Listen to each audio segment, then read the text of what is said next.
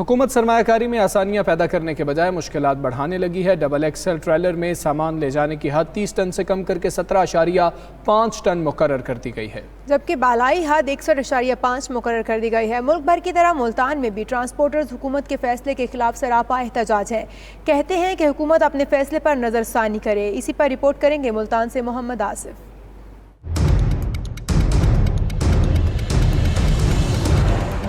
Assembly में कितने लोग बैठे हैं, किसी को परवाह नहीं है भाई गरीब मर रहा है, जी रहा है, क्या है ये क्या नहीं।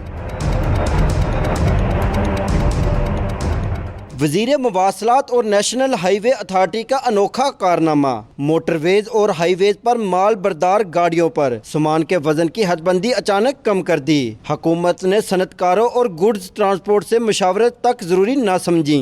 10 व्हीलर का 15 टन कर दिया इसका जी। पहले अब किराया लगता था इनका 60-65 हज़ार, 50, आप इसका 80-85 हज़ार रुपये किराया कैसे दें? उधर वजन कम हो गया तो वो हमारे ऊपर मुसीबत। फिर इधर से एक किराया जो हमारे को कम मिलता है।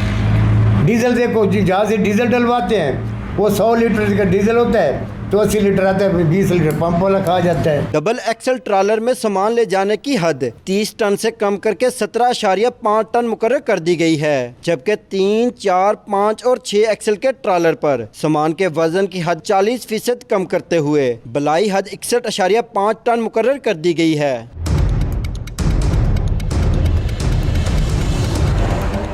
वजन की खिलाफवर्जी करने वाले ट्रॉलर को मोटरवेज और हाईवेज पर भारी जुर्माने किए जाने लगे। सामान के वजन की हदबंदी से एक ट्रॉलर का सामान 2 ट्रॉलर में जाने लगा, जिसके बायस रोजमर्रा की अशाए खुर्दोनोश और जरूरियात जिंदगी 20% तक महंगी हो सकती हैं। एक 12 टन की गाड़ी है जो उठाती है वजन, आप उसे कहें जी 6 टन उठाएगी तो वो मुमकिन नहीं है।